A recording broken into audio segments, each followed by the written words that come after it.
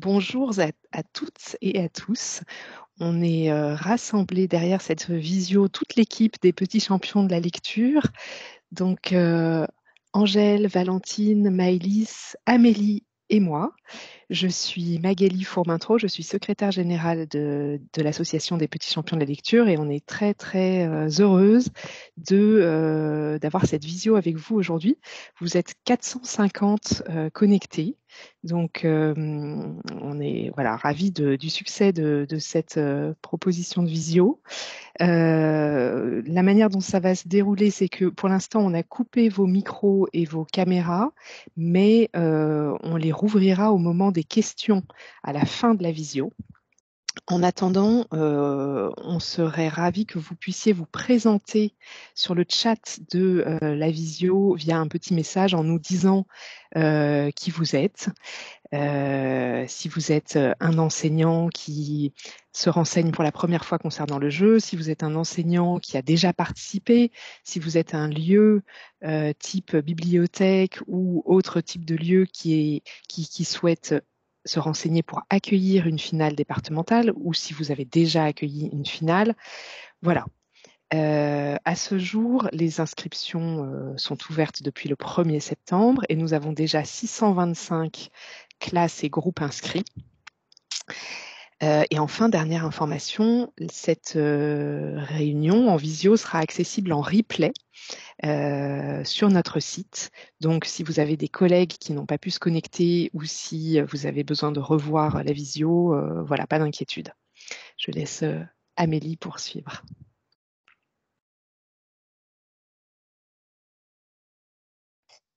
Bonjour à tous. Alors, comment va se dérouler la visio, enfin le webinaire de ce jour? Vous avez déjà pu découvrir l'ordre du jour en vous inscrivant à l'événement. On va faire une présentation du jeu en passant par voilà, un cours historique jusqu'à la présentation de l'équipe et aux modalités d'inscription et de participation.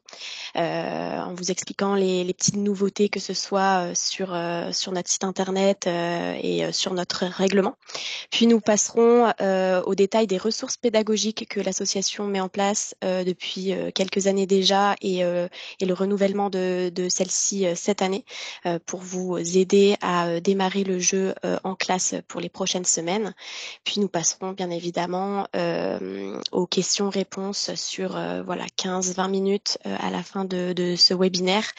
Je le redis encore, notre chat est ouvert. On va avoir nos équipes, donc notamment Valentine et Maëlys, moi aussi, pour vous répondre tout au long du webinaire. Donc n'hésitez pas à profiter de ce chat pour nous poser toutes vos questions.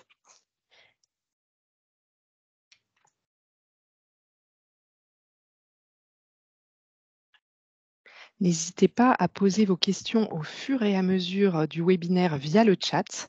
On essaiera de vous répondre sur le chat dès qu'on peut. Alors, les petits champions de la lecture, qui sommes-nous? Nous existons depuis 12 ans. C'est une association qui a été créée à l'initiative du Syndicat national de l'édition il y a 12 ans et qui est présidée par Antoine Gallimard. C'est une opération qui est destinée à tous les élèves de CM1 et CM2 de France métropolitaine, d'outre-mer et d'Europe. C'est une nouveauté de cette année. Pour la première fois, nous acceptons la participation des classes des établissements français à l'étranger d'Europe. L'objectif du jeu est tout simplement de donner envie de lire aux enfants et de leur faire découvrir une manière de lire un petit peu différente de celle qu'ils connaissent le plus en général, qui est la lecture à voix basse. Donc, leur faire découvrir la lecture à travers la lecture à voix haute, qui est une approche plus ludique, plus collective et qui, chez de nombreux élèves, déclenche un déclic lecture pour des élèves qui parfois n'étaient pas du tout lecteurs avant ou peu lecteurs. Pour participer, c'est très simple. Les enseignants inscrivent leur classe sur notre site et les responsables de groupes librement constitués, comme les médiathécaires, les libraires, les animateurs de centres de loisirs inscrivent également leur groupe sur notre site de la même manière. Le jeu est entièrement gratuit pour les classes, les écoles, les groupes qui s'inscrivent. C'est un dispositif qui est agréé par les deux ministères, le ministère de l'Éducation nationale et le ministère de la Culture, qui nous soutiennent beaucoup dans notre développement et pour qui cette pratique de la lecture à voix haute rentre dans la politique, le dispositif EAC des deux ministères, c'est-à-dire d'éducation artistique et culturelle.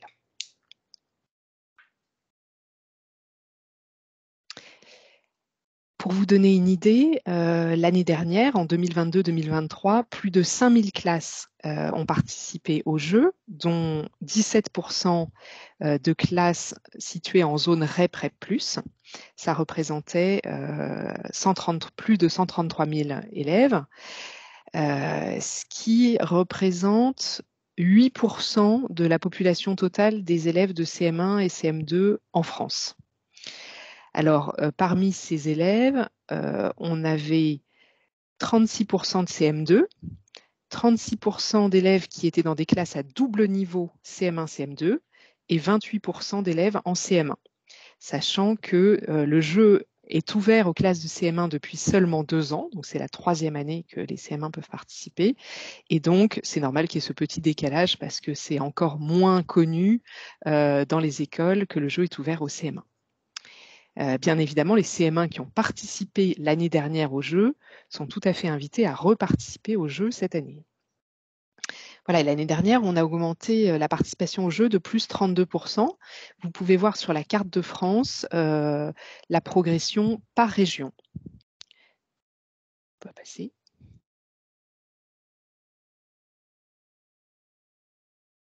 Je passe la parole à Valentine. Oui, bonjour, je suis Valentine, assistante coordination nationale pour les petits champions.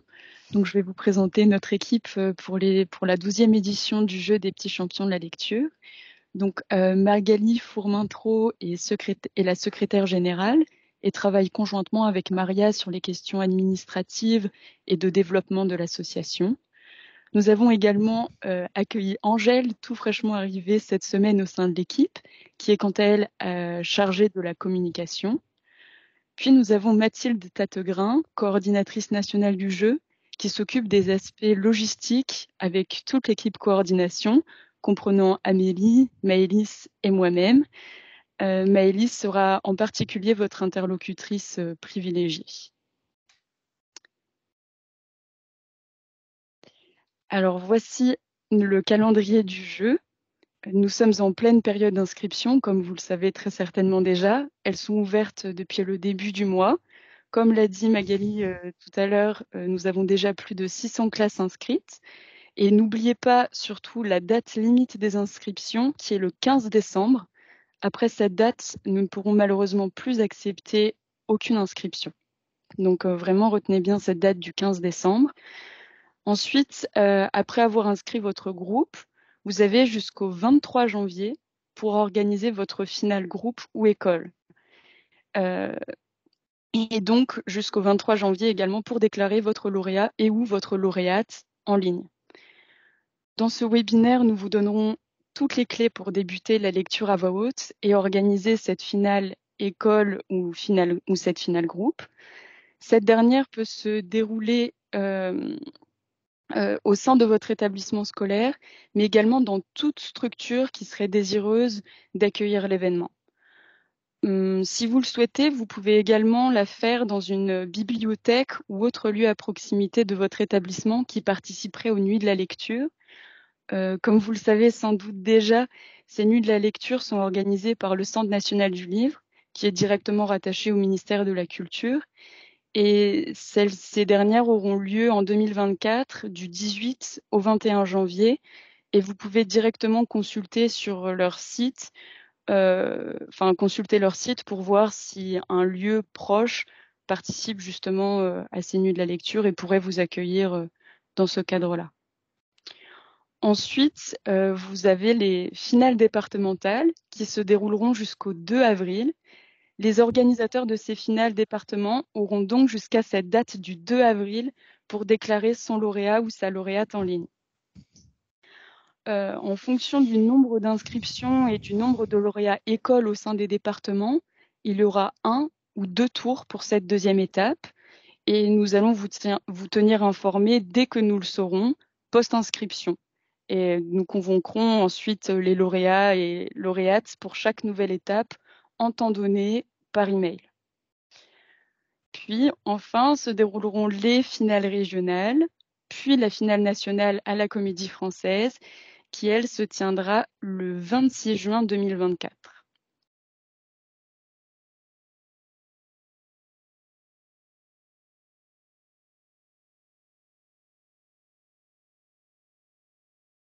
Excusez-moi pour cette petite attente, je me reconnectais, donc c'est Magali à nouveau. Cette année, voilà comment vont se dérouler les participations des classes. Donc, 2 cas de figure. Dans une école qui a une seule classe inscrite au sein de l'école, qu'elle soit une classe de CM1, de CM2, de CM1, CM2, peu importe, une finale classe va être organisée au sein de cette classe, comme vous l'a dit Valentine, donc finale qui devra avoir lieu au plus tard le 23 janvier 2024. Et un élève sera désigné comme champion de cette classe, une championne ou un champion, qui peut être donc un CM1 ou un CM2, et qui peut être une fille ou un garçon, bien évidemment. Pour réaliser cette finale classe, l'enseignant a la possibilité soit de faire élire la lauréate ou le lauréat de la classe par l'ensemble des élèves. Nous mettons à disposition pour cela une grille d'évaluation élève que vous pouvez télécharger et imprimer sur notre site, qui vous permet d'associer tous les élèves de la classe à ce choix. Et on a constaté par le passé que c'était une dynamique très intéressante de responsabiliser les élèves de cette manière en leur proposant de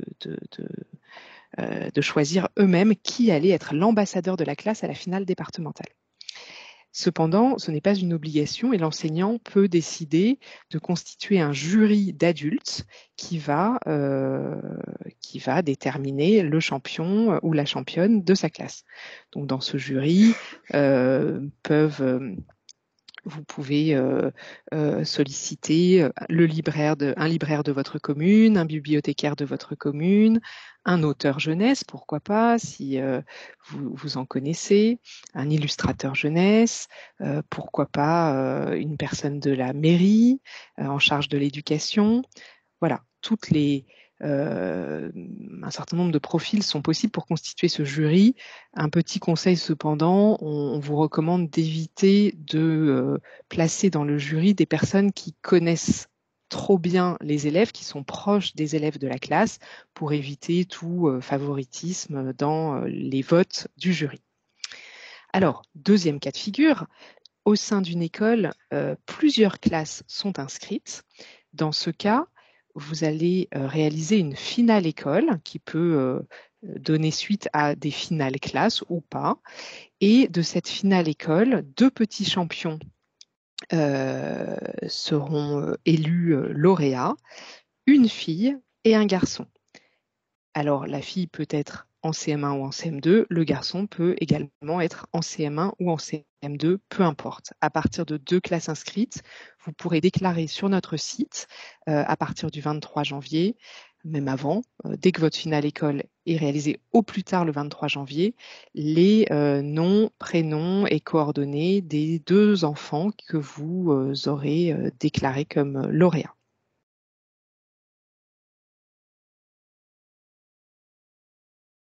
Alors, autre nouveauté cette année dans l'agenda du jeu, c'est les étapes départementales en 2 tours.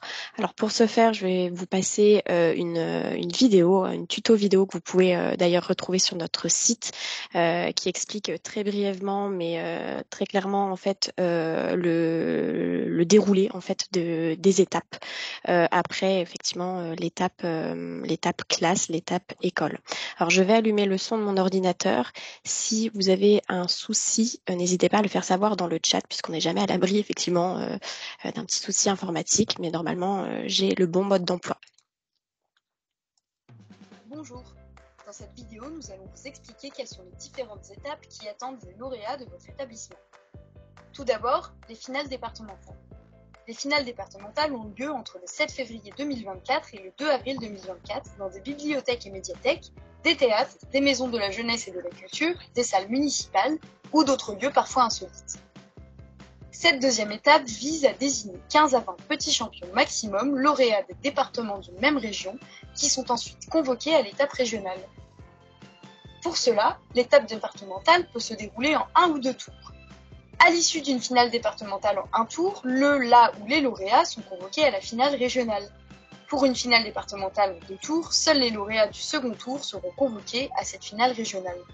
Ces cas dépendent de la participation au sein des départements et de la région, ainsi que de la structure géographique des territoires. Ils peuvent donc varier d'un département à l'autre. Ces cas seront donc déterminés à l'issue des inscriptions de la première étape. Les lauréats des étapes finales des départementales seront convoqués à une finale régionale qui peut se tenir en présentiel ou en vidéo. Dans le cas d'une finale vidéo, c'est la lecture du lauréat enregistrée pendant la finale départementale qui servira de base au jury. Les lauréats régionaux sont convoqués à la finale nationale, à laquelle votre classe peut assister si vous en faites la demande. Nous rappelons que pour toutes ces étapes, le jury est souverain, et sa décision ne peut pas être contestée. Pour plus de renseignements au sujet des critères de sélection, nous vous invitons donc à vous référer à nos ressources pédagogiques en ligne. Nous espérons que cette vidéo a pu répondre à vos questions. N'hésitez pas à nous contacter à l'adresse email contact@lespetitschampionsdelalecture.fr si vous avez besoin d'aide. Nous serions ravis de vous aider.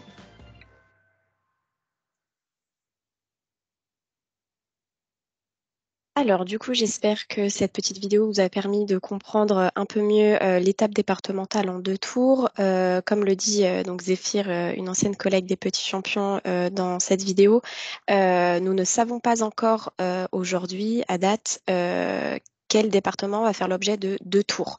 C'est vraiment à l'issue des inscriptions que l'on pourra effectivement faire des prévisions pour les étapes départementales, donc entre février et avril prochain, mais vous serez bien évidemment tenu au courant à chaque étape. Alors, je vais laisser la parole. Vas-y. Alors, plusieurs questions sont apparues sur le chat concernant le fait de choisir un garçon et une fille au sein de chaque école comme lauréat de l'école. Donc, je vais vous expliquer comment on envisage cela. Tout d'abord, c'est une expérimentation pilote qu'on souhaite mener cette année en termes de règlement. C'était en effet différent l'année dernière vu que les écoles qui avaient plusieurs classes inscrites pouvaient déclarer deux lauréats, un CM1 et un CM2, comme vous l'avez mentionné sur le chat. Les raisons pour lesquelles nous voulons tester cette année avec vous cette règle de une fille et un garçon par école sont les suivantes. Tout d'abord, c'est quelque chose qui a été testé depuis plusieurs années dans d'autres départements, dans certains départements, enfin dans un département de France qui est le 93, la Seine-Saint-Denis, qui avait un règlement des petits champions de la lecture spécifique pour le 93. Et donc, on souhaite unifier tout ça au niveau national. Et ce règlement avait été choisi à l'initiative du SLPJ, le Salon du livre et de la presse jeunesse, le fameux salon de Montreuil que vous connaissez. Et donc, pour les classes du 93, depuis plus de 10 ans, chaque école inscrit un garçon et une fille comme champion d'école. Et ça n'a posé aucun problème dans ce département-là, où plus de 100 classes participent chaque année. D'autre part, c'est également le règlement adopté par d'autres jeux de lecture à voix haute, notamment à l'étranger. Je peux citer le jeu organisé par Bayard Press en Afrique, qui récompense également un garçon et une fille pour chaque école. Enfin, notre souci, c'est de que ce jeu concerne tous les élèves d'une classe et tous les élèves d'une école, et de ne pas prendre le risque que les garçons se sentent exclus du jeu. Cependant, au cours des dernières années, on a pu constater que dans certaines finales, il y avait une très très grande majorité de filles, voire que des filles. C'est arrivé dans une finale l'année dernière, ce qui envoie quand même un message un petit peu qui peut envoyer aux garçons le message que la lecture finalement c'est peut-être pas pour eux parce que ils sont moins forts et ils vont moins loin, et d'ailleurs c'est toujours les filles qui gagnent, enfin en tout cas une majorité de filles gagnent, ce qui ne s'avère pas vrai au niveau national. Et ce qu'on constate, c'est que quand les garçons participent, ils peuvent être très bons et même aller très loin. L'année dernière, en finale nationale, nous avions 14 enfants, dont 5 garçons et 9 filles sur scène. Le podium a été constitué de 3 enfants, 2 garçons et une fille. Donc les garçons sont capables d'être très bons lecteurs et très bons lecteurs à voix haute. En revanche, ce qu'on sait, c'est que les garçons sont moins attirés par la lecture. Là, je parle en moyenne, hein. Évidemment, il y a des exceptions, mais en moyenne, les études internationales sur la lecture et sur l'apprentissage de la lecture à l'âge de nos champions, c'est-à-dire entre 8 et 11 ans, montrent que dans tous les pays du monde, les filles sont plus attirées par la lecture, les filles lisent plus et les filles lisent mieux, ce qui explique d'ailleurs qu'elles soient plus nombreuses à se retrouver sur les podiums. Donc, on veut faire cette expérience pour que les garçons se sentent encouragés à participer autant que les filles. Et on sera très preneur de tous vos retours là-dessus tout au long de l'année pour voilà, voir si vous y trouvez, vous aussi, en tant qu'acteur du jeu dans les écoles, un sens et savoir comment ça s'est déroulé pour vous cette année. Enchaîner.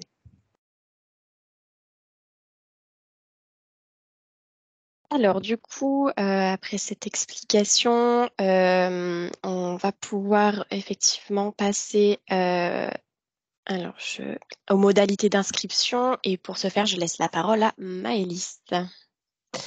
Bonjour, du coup, moi je m'appelle Maëlys et je travaille avec l'équipe de coordination et je vais rentrer un peu dans les détails des modalités d'inscription.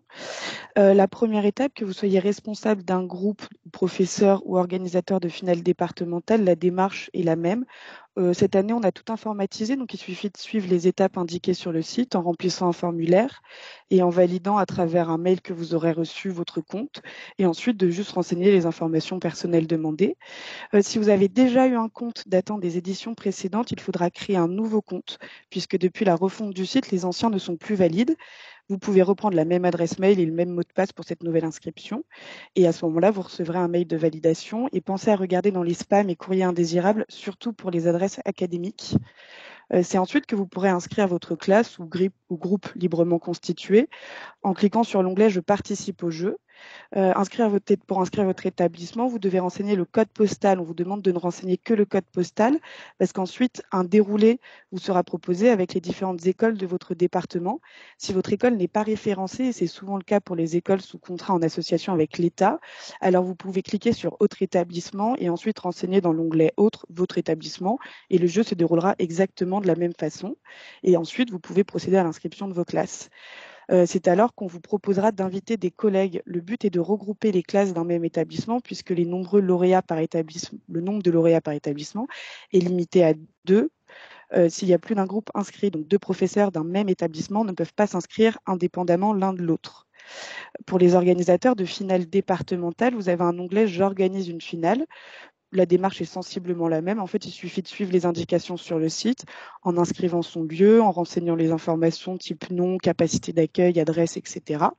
Vous pouvez inscrire plusieurs dates en fonction des disponibilités de votre agenda et les différentes dates seront ensuite étudiées par l'équipe coordination. Et la dernière étape sera de renseigner vos lauréats. On insiste sur les dates. Pour les finales écoles donc du premier tour, les référents doivent déclarer leurs petits champions au plus tard le 23 janvier. Et pour le second tour, les organisateurs devront déclarer les lauréats au plus tard le 3 avril.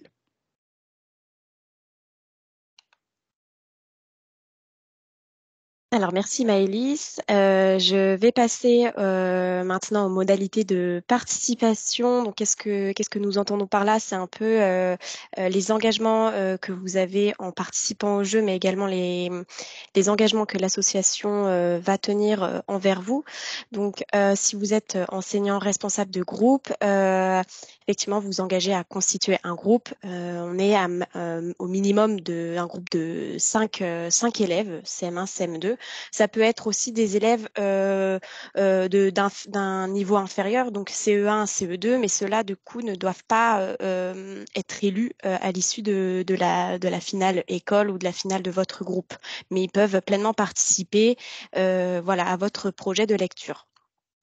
Bien évidemment, cela va de soi, c'est de prendre connaissance du règlement, puisque nous y avons apporté des nouveautés, et cela permet effectivement de comprendre en fait en détail toutes les actions du jeu, que vous soyez responsable de groupe ou organisateur de finale départementale. Vous aurez la charge, bien évidemment, de démarrer le travail de lecture à voix haute en classe.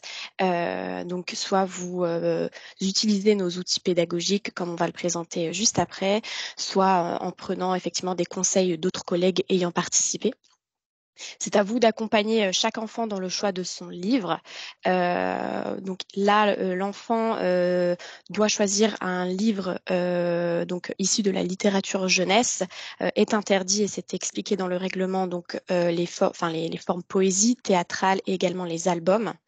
Et vous aurez également la charge de vérifier la durée de sa lecture. On a mis 3 minutes, plus ou moins 3 minutes, donc avec une tolérance de plus ou moins 10 secondes. Là, il faudra effectivement chronométrer ce temps de lecture, puisque c'est pris en compte dans la notation du jury, en tout cas la délibération des différents jurys aux étapes futures. Il vous incombe également d'organiser votre finale classe, groupe, et après, si vous avez plusieurs classes, la finale école, comme ont pu l'expliquer mes collègues précédemment. Puis, effectivement, avant le 23 janvier, déclarer le ou les lauréats. Là, vous aurez à renseigner dans votre espace organisateur l'auteur plus le livre que ces petits champions ont lu, les coordonnées de leur représentant légal, et déposer le formulaire du représentant légal en format PDF également. Donc là, ça va être assez instinctif une fois que vous allez vous connecter le 23 janvier, enfin même avant, puisque vous allez pouvoir le déclarer à partir même du 4 décembre, si je ne me trompe pas. Mais c'est assez instinctif, vous aurez tout cela à renseigner. Nous, de notre côté, on s'engage à venir valider vos classes, donc dès lors que vous les avez renseignées sur votre espace organisateur.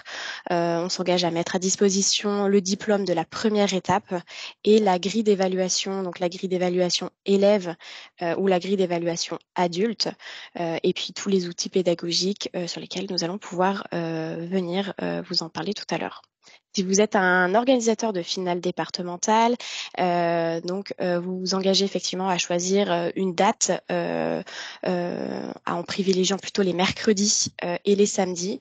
On a mis le dimanche en option, puisqu'on a eu quelques dates, mais c'est vraiment à la marge l'année dernière le dimanche. Le tout est de faire cela sur une période hors temps scolaire. Il vous incombe également de constituer un jury. Comme l'expliquait tout à l'heure Magali, c'est exactement pareil que pour une finale école. C'est un jury composé entre 6 et 8 personnes maximum, des médiateurs du livre ou de la culture. Ça peut être aussi un ancien lauréat, un ancien participant au jeu. Vous aurez aussi la charge d'accueillir les lauréats et leurs accompagnateurs le jour de l'événement, ainsi que le grand public si vous êtes désireux d'ouvrir cet événement au grand public. En option, la presse. Là, effectivement, si vous voulez communiquer sur cet événement, vous pouvez librement le faire. Si la finale régionale se tient en vidéo pour votre région, alors à ce moment-là, vous aurez à faire la captation des lectures et à nous transmettre la lecture de votre petit champion, de votre lauréat sur votre espace également. Mais là, on viendra vous délivrer les informations en amont de l'événement pour vous donner les clés pour réussir, on va dire la captation. Élire le podium grâce au jury que vous aurez constitué en amont et distribuer les lots. déclarer le lauréat départemental sur votre espace. Un goûter, ça reste optionnel également en fonction effectivement de votre enveloppe budgétaire.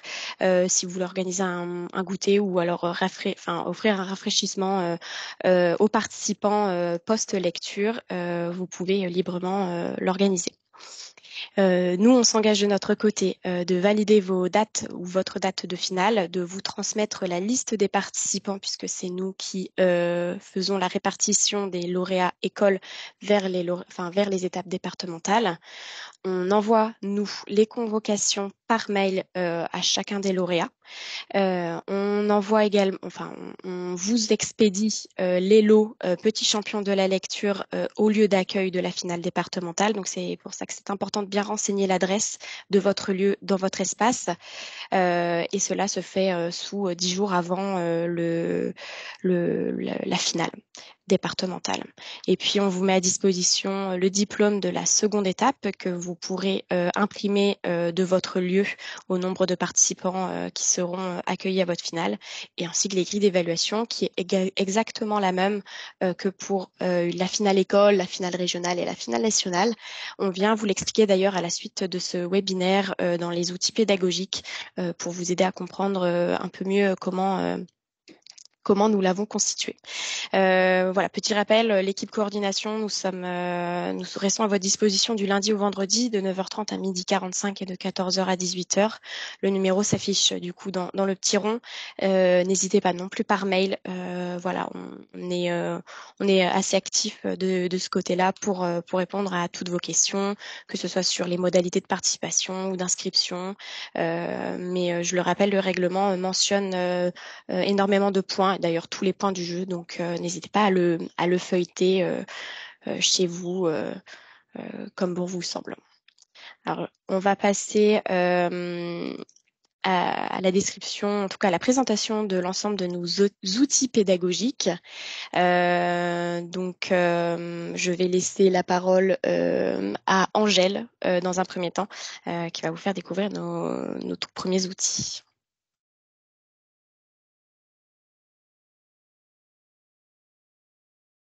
Bonjour à tous. Donc en premier, les outils que je vais vous présenter sont les fiches pédagogiques.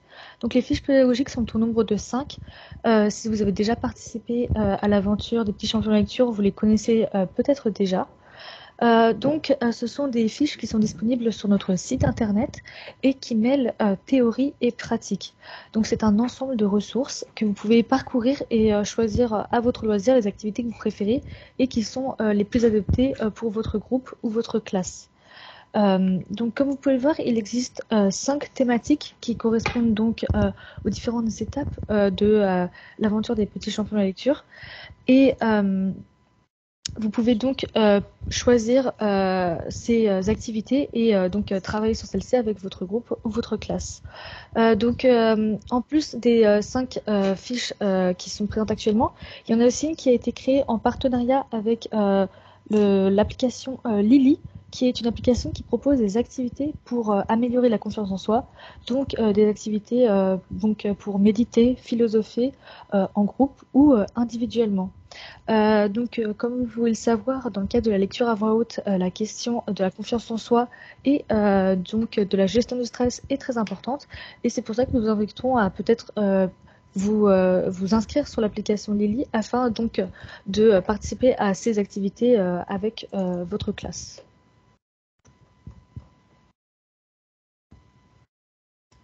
Notre deuxième ressource principale, ce sont les tutos des petits champions. Donc les tutos des petits champions, ce sont des vidéos qui sont créées en partenariat avec J'aime lire Max, de Bayard. Ils sont disponibles sur la chaîne YouTube e-jeunesse, vous pouvez y accéder. Ce sont des tutos qui sont par les petits champions aux petits champions, puisqu'ils sont créés avec la participation de 2 petits champions, qui sont Adrien et Charlie. Ce sont des conseils sur certaines thématiques, comme comment bien choisir son texte ou comment lire sans trop jouer la comédie. Vous pouvez diffuser ces tutos en classe et ça permet donc aux futurs lauréats avoir des conseils de personnes qui ont déjà participé à cette aventure. Enfin, nous avons donc les tutos de Bertrand Perrier, qui sont disponibles sur notre chaîne YouTube depuis l'année dernière. Ils ont été réalisés dans une classe de CM1, CM2 parisienne avec Bertrand Perrier, qui est un avocat et qui est spécialiste de l'art oratoire. Et donc, ce sont 3 vidéos que vous pouvez diffuser en classe. On vous conseille de les diffuser au début de l'aventure parce que vraiment, ils apportent une multitude de conseils sur l'ensemble de la lecture à voix haute. Et ce sont des conseils qui sont illustrés aux élèves avec des participations, comme vous pouvez le voir sur la photo, d'élèves pour directement avoir des exemples concrets. Voilà donc pour l'ensemble de nos ressources.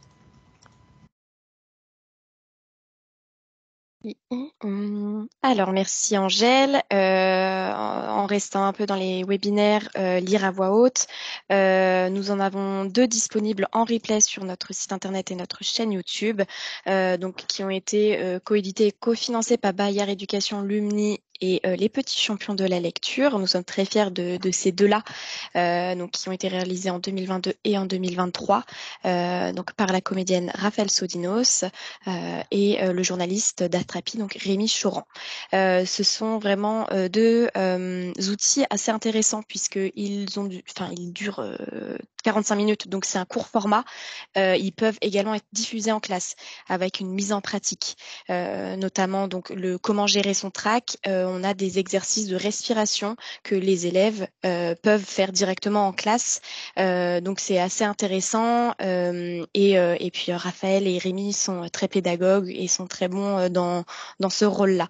Donc n'hésitez pas effectivement à les mettre en pratique, en tout cas lors de votre temps scolaire, dès à présent pour aborder ces 2 sujets-là, lire à voix haute, quel plaisir, et comment gérer son trac. Alors, on a un autre outil, on va plutôt parler même d'un dispositif, ce sont les rencontres auteurs-classe, qui, elles, sont plutôt, qui sont en fait pour les 14 finalistes régionaux.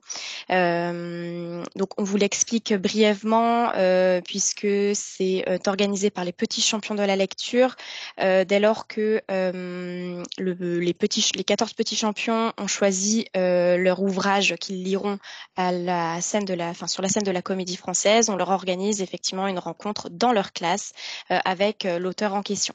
Donc cette année, effectivement, il y a eu 13 déplacements partout en France, et pour le finaliste Outre-mer, cela s'est déroulé en visio, mais la qualité était tout autant présente. Donc, ce sont des temps forts dans l'année scolaire qui arrive au courant juin 2024. Donc, cela permet d'approfondir la découverte de l'œuvre et de l'univers artistique de l'auteur. On a vraiment une dynamique de classe. Moi, pour y avoir assisté, on voit vraiment l'engagement de toute la classe, même du professeur, et quelquefois même de toute l'école, en fait, pour accueillir l'auteur dans leur établissement, et puis ça permet de valoriser le travail collectif autour de cette œuvre, et même du jeu en globalité. Donc ces rencontres classe auteur, là je vous diffuse deux témoignages, donc de Sandrine Bonini, qui était effectivement l'autrice choisie par Suzanne, finaliste Pays de la Loire, et puis Carole Arnould, donc de l'enseignante de l'ENA, qui était la finaliste d'Auvergne-Rhône-Alpes. Il y en a énormément en fait des retours, et cela nous fait plaisir en fait d'en avoir tel quel en fait après l'organisation de ces journées en classe.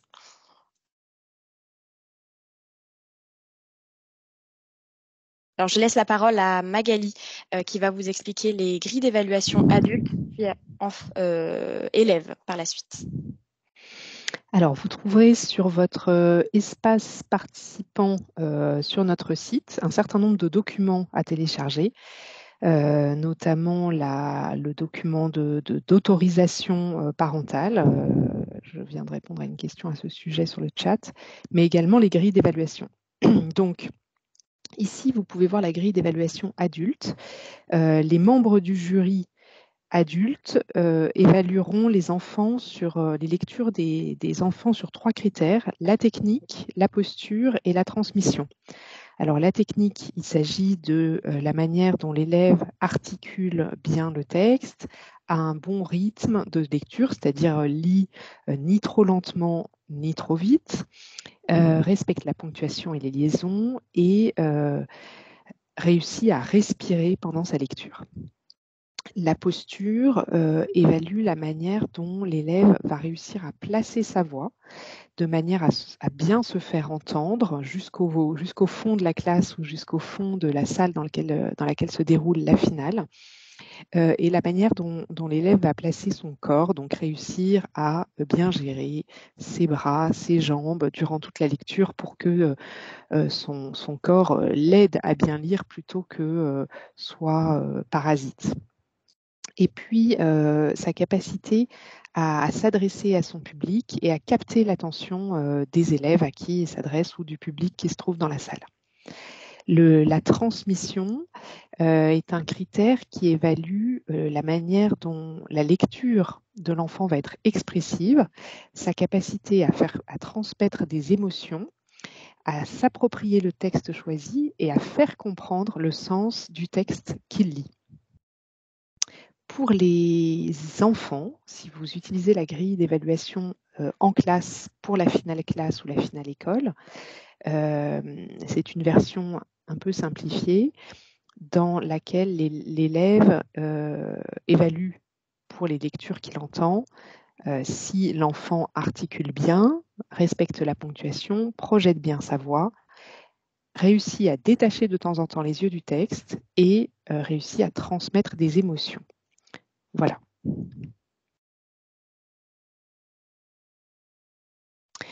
J'ai répondu aussi au chat à une question à ce sujet. Nous éditons chaque année depuis 3 ans une sélection.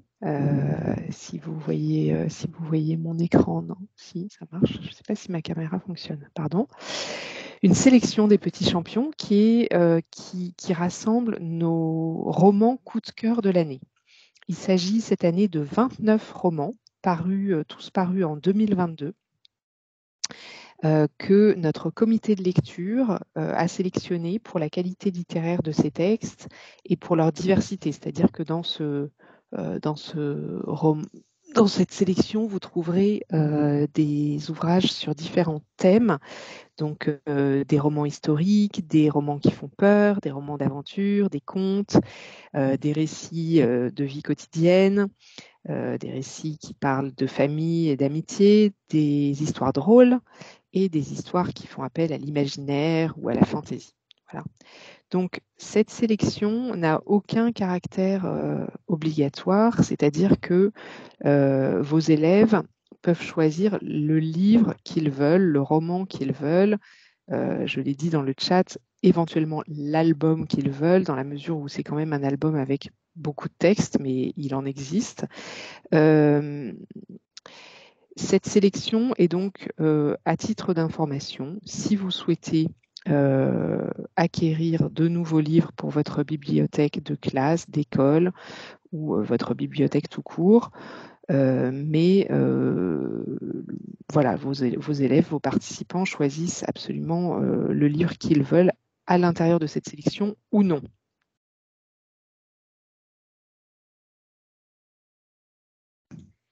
Alors, pour terminer cette partie outils pédagogiques, nous vous annonçons en avant-première voilà, la date de notre prochain webinaire, donc, qui tournera effectivement autour de la présentation de nos ressources pédagogiques. Donc là, on va bien accentuer sur l'ensemble des fiches, des vidéos, des tutos, et cela se fera par Aude Biren, donc, qui est une comédienne et une formatrice de lecture à voix haute. Donc, nous ne l'avons pas choisie au hasard. Ce webinaire se tiendra le mercredi 18 octobre de 14h à 16h. Pour l'instant, pas de lien d'inscription encore. Ça se déroulera exactement comme ce webinaire actuel. Donc, on vous partagera dans vos boîtes mail et vous pourrez dès lors vous inscrire et vous recevrez le lien de la visioconférence dans le mail de confirmation Eventbrite. Je le rappelle puisqu'effectivement on a eu certains ont eu quelques petits soucis de connexion puisqu'ils ne trouvaient pas le lien de connexion, mais il se trouve bien dans le mail de confirmation d'inscription à l'événement. Donc il faut se rappeler de la date à laquelle vous vous êtes inscrit. Alors, pour le prochain sujet, pour terminer avant de passer aux questions-réponses, je vais laisser la parole à Angèle qui va présenter du coup les chiffres qui sont parus en fait sur une étude que l'on a menée en juin dernier, donc à l'issue de la 11e édition, on va dire. Donc vous pouvez les lire, hein, vous pouvez en prendre connaissance, mais Angèle va vous les présenter de vive voix. Oui, donc ce qui est très intéressant avec ces chiffres, c'est de voir donc comment le jeu a un impact sur la classe, puisque en effet, d'après les enseignants, 91% d'entre eux considèrent que le jeu constitue une aventure collective pour la classe. Donc c'est avant tout une aventure qui rassemble les élèves et qui leur donne un but commun et qu'ils peuvent suivre pendant l'ensemble de l'année. Ensuite, sur un côté plus pédagogique, 98% des enseignants constatent des progrès en lecture chez leurs élèves suite à leur participation, puisqu'en effet, avant tout, c'est un concours de lecture à voix haute et qui permet de développer les compétences de lecture des élèves qui sont essentielles en classe de CM1 et CM2. De plus, on peut voir que chez des élèves en particulier, que 73% des enseignants estiment que le jeu a permis aux élèves rencontrant des difficultés, donc par exemple des troubles 10, de réaliser des progrès en lecture. En effet, donc cette approche qui est différenciée de la lecture permet d'avoir une nouvelle façon d'appréhender cet exercice et donc d'améliorer les performances de tous les élèves. Enfin, ce qu'on peut voir, c'est que 91% des enseignants estiment que avoir participé au jeu sera un atout pour leurs élèves pour leur entrée au collège, et donc ce qui montre que le jeu est avant tout une étape de préparation pour le suivi du cursus scolaire des élèves dans le futur. Merci Angèle.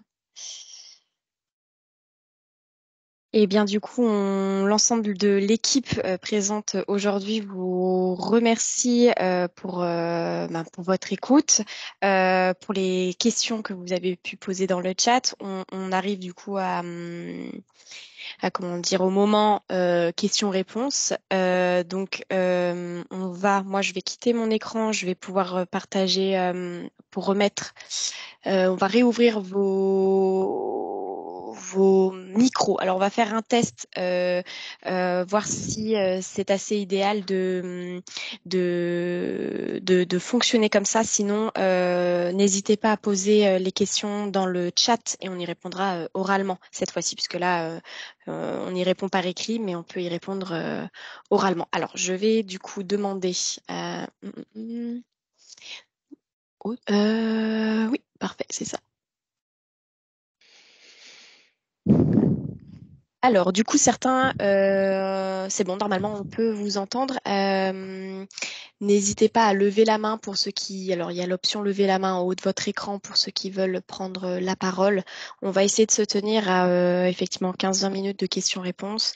Et comme je le disais, on a sinon le chat pour ceux qui souhaitent s'exprimer. Avant toute chose, quand vous prenez la parole, voilà, n'hésitez pas à vous présenter et puis nous dire si vous êtes, si c'est la première fois que vous souhaitez participer ou si voilà, c'est un événement régulier chez vous. Donc voilà, si vous êtes également organisateur de finale départementale, vous pouvez également prendre la parole. J'en ai vu quelques-uns dans les inscrits.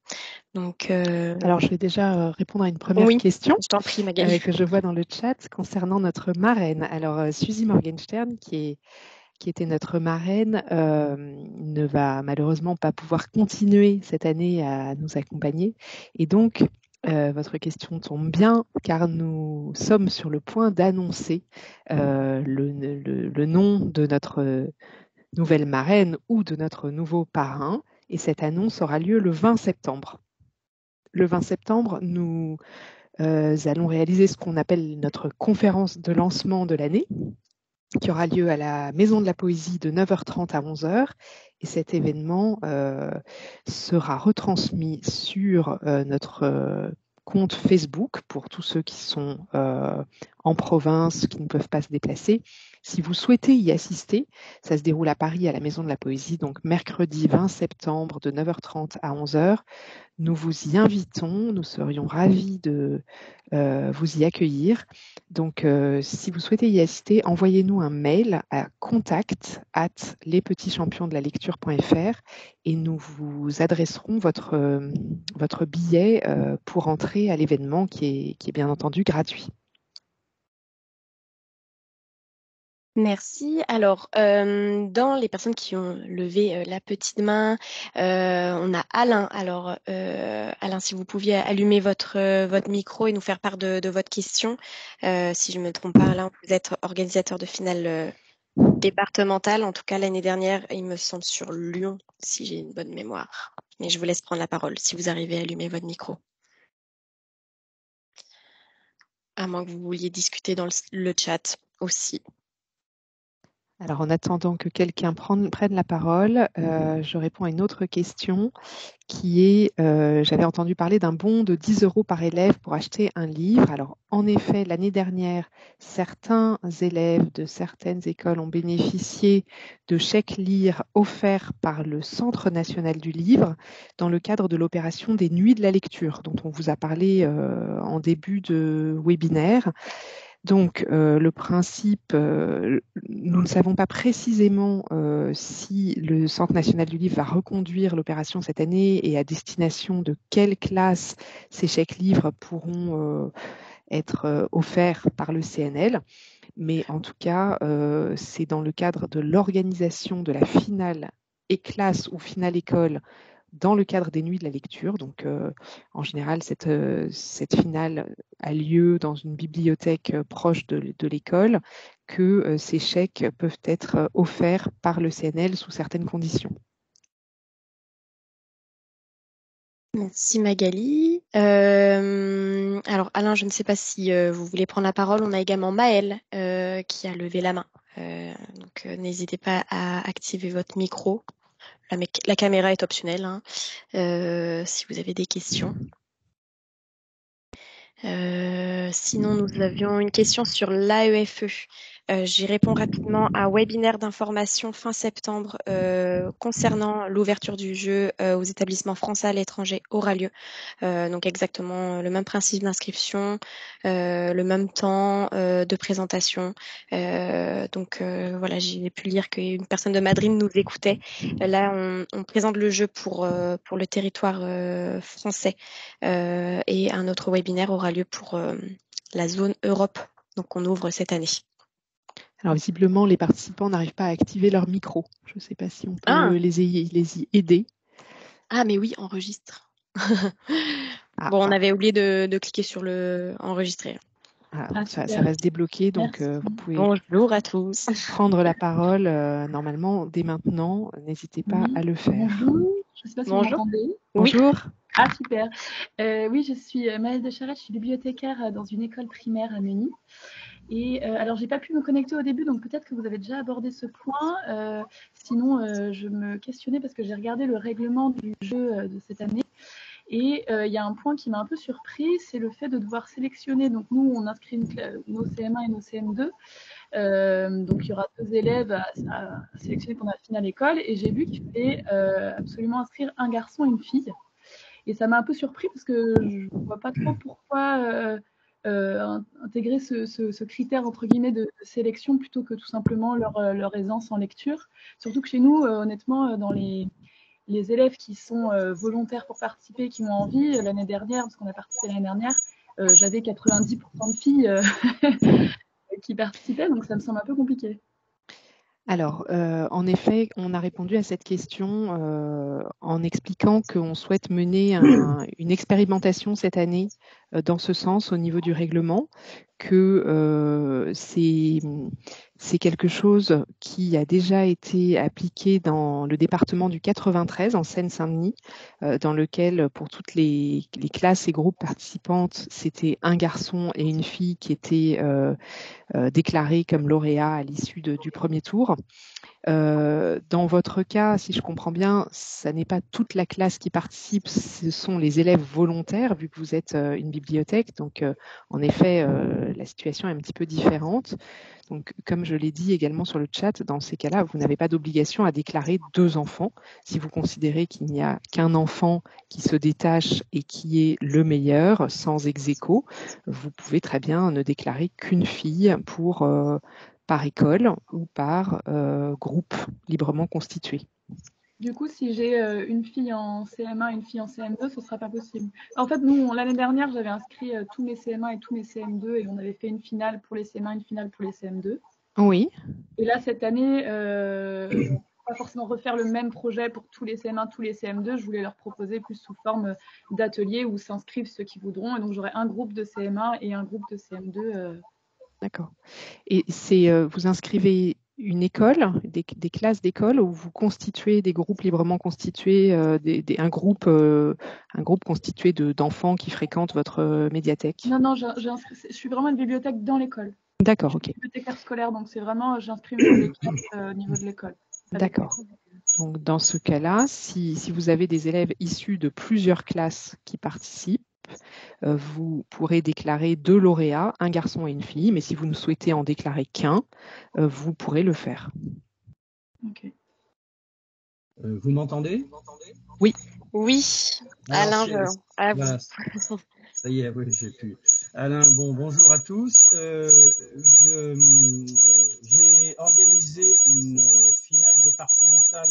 Attendez, il y a un bruit de fond.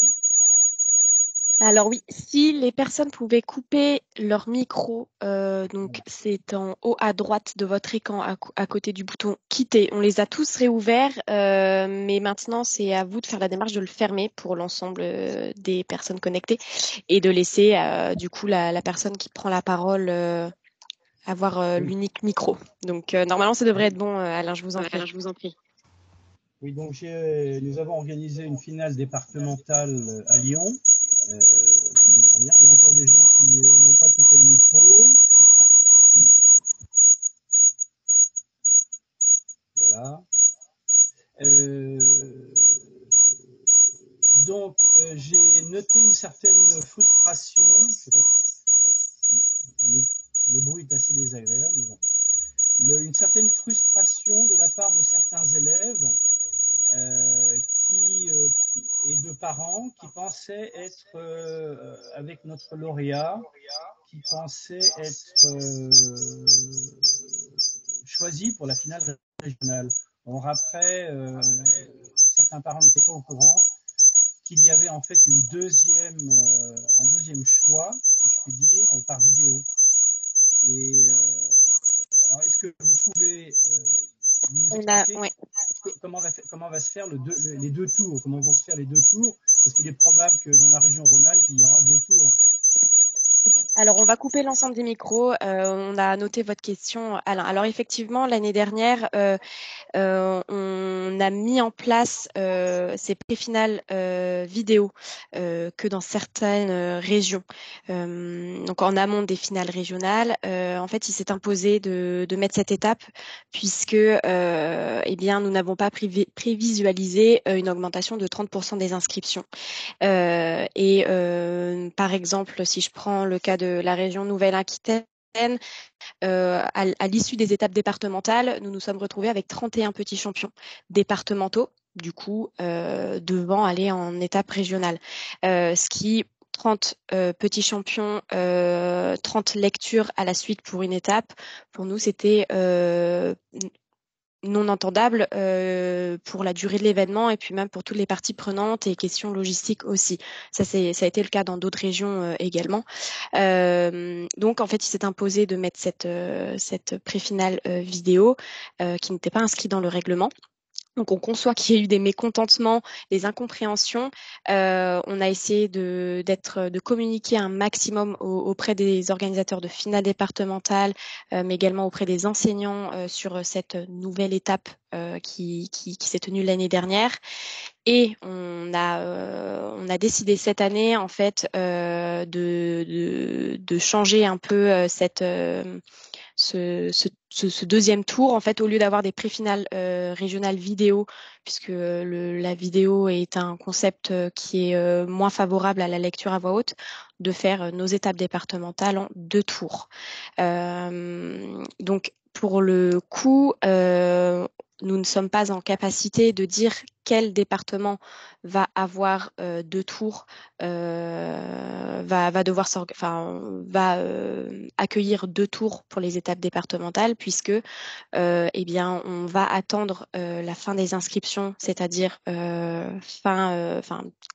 courant décembre, courant janvier, pour avoir de nets résultats et pour pouvoir dire à tel département, à tel organisateur, vous allez organiser un premier tour, mais votre lauréat, si c'est le cas pour vous, Alain, votre lauréat, surtout sur Lyon, lui, on va le convoquer à un deuxième tour.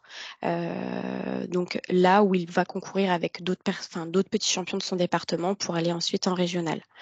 Donc, je ne sais pas si j'ai pu répondre à votre question. N'hésitez pas à écrire dans le chat, puisqu'il me semble qu'on a coupé l'ensemble des micros pour éviter d'avoir ce bruit assourdissant. Mais voilà, nous, la manière de fonctionner, c'est un test aussi cette année, mais c'est pour que toutes les étapes se passent le plus possible en physique, qu'on n'ait pas de désillusion à la fin d'une étape. Ah bah non, j'ai encore une étape en vidéo en plus. Là, c'est inscrit dans notre règlement, mais encore une fois, on n'a pas les chiffres des inscriptions et on ne peut pas dire tel département va faire l'objet de 2 tours. Et on communiquera assez en amont cette fois-ci auprès des organisateurs de finales départementales et des enseignants qui sera convoqué pour un deuxième tour, si c'est le cas. Je réponds à d'autres questions qui sont arrivées sur le chat. Première question, qui prend en charge le déplacement de l'enfant à la finale départementale?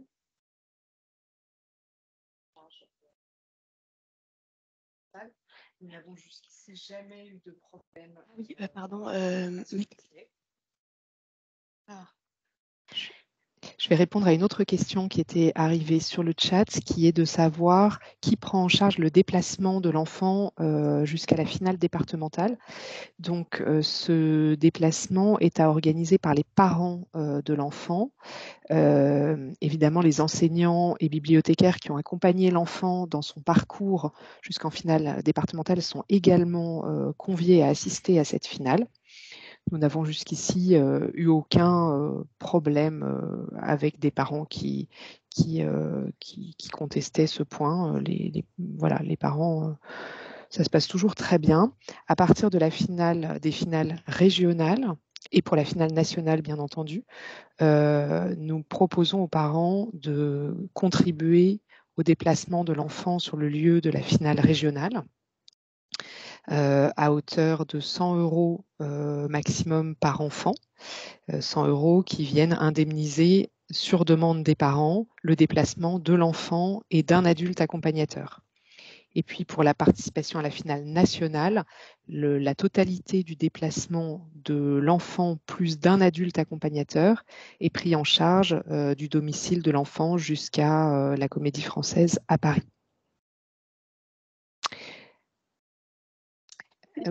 J'avais vu une petite question, une personne qui nous demandait de faire un point sur les inscriptions.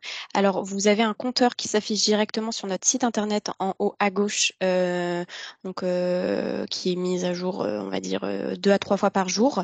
Nous n'irons pas plus loin sur le décompte des inscriptions, si c'était l'ordre de la question. Donc, mis à part savoir le nombre de classes inscrites durant les prochaines semaines, vous avez ce compteur. Et nous, après, on viendra établir par département en fait le nombre d'inscrits. Mais on tiendra à jour au fur et à mesure. Effectivement, on communiquera sur les chiffres, un peu comme la carte de France qu'on vous a montré tout à l'heure avec Magali, le nombre de champions, enfin le nombre de lauréats qui se sont inscrits, le nombre, enfin si cela a augmenté par région, taux de pénétration, tout ça. Mais si vous voulez un point sur les inscriptions, en tout cas, c'est déjà sur notre site sur le compteur. Je réponds à une question concernant les départements qui seront concernés par une étape départementale en 2 tours. Donc, les lieux qui se portent volontaires pour accueillir des finales départementales, pour l'instant, se portent volontaires pour accueillir une finale départementale du premier tour. Nous serons ensuite amenés, pour certains départements dans lesquels on aura besoin d'organiser un 2e tour, à solliciter un lieu pour la finale départementale du 2e tour. Ce lieu pourra être un lieu qui a également accueilli une finale départementale premier tour si certains lieux sont volontaires pour accueillir 2 événements. Ça ne pose pas de problème qu'un participant se rende 2 fois dans le même lieu pour 2 étapes. Voilà, mais à ce stade, au jour d'aujourd'hui, nous sommes intéressés par recevoir de la part des lieux leur candidature pour organiser une finale du premier tour, car c'est cette étape que nous cherchons pour l'instant à organiser. Donc là-dessus, vous avez eu, ça vous a été précisé, hein, en tant que lieu organisateur de finale, il faudra également que vous créiez votre compte et votre espace sur notre site pour nous faire savoir que vous souhaitez accueillir une finale ou réaccueillir une finale si ça a déjà été le cas l'an dernier. Alors, je crois qu'on a répondu à toutes les questions qui sont arrivées sur le chat.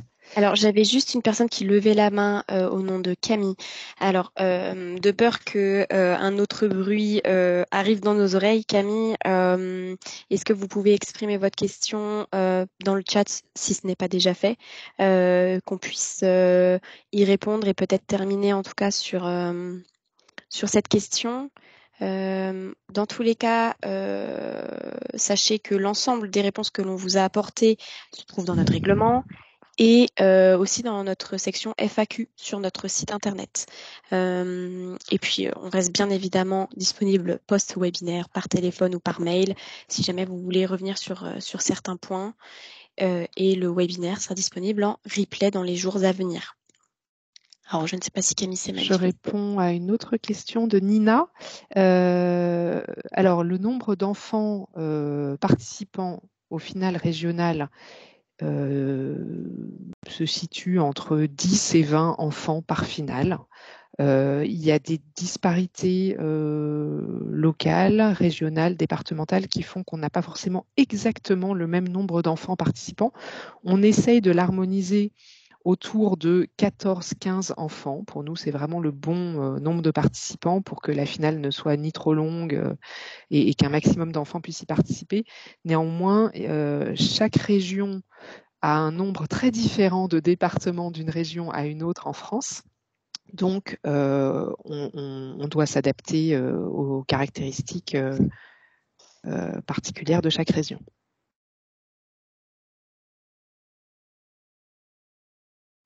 Alors, je réponds également à la question de Graziella.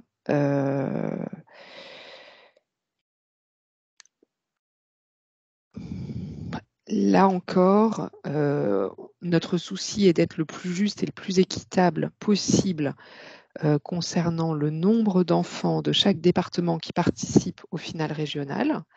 Donc, idéalement, dès qu'on le peut, il y a le même nombre d'enfants par département dans chaque finale régionale. Je vais prendre un exemple. En Île-de-France, je crois qu'il y a 7 ou 8 départements. Nous avions en finale régionale 2023 2 enfants par département pour tous les départements. Donc ça, c'est ce qu'on cherche à mettre en place. Dans le cas que vous citez, c'était il y a 2 ans en Essonne, mais bon, ça a été réparé l'année dernière, hein, vu qu'il s'agit de l'Île-de-France. Donc, il y avait bien 2 enfants de l'Essonne qui participaient à la finale régionale 2023 et ça n'aura plus lieu cette année. Donc voilà, pour répondre à votre question. Alors, le téléphone pour nous contacter si besoin, voilà, on a déjà répondu. Écoutez, je crois qu'on va vous libérer. Il est 12h08 et on a dépassé l'heure impartie pour ce webinaire. Un très grand merci à tous pour votre présence et pour votre participation très active. C'est vraiment très enthousiasmant et encourageant pour nous de voir que vous êtes là et que vous êtes intéressés par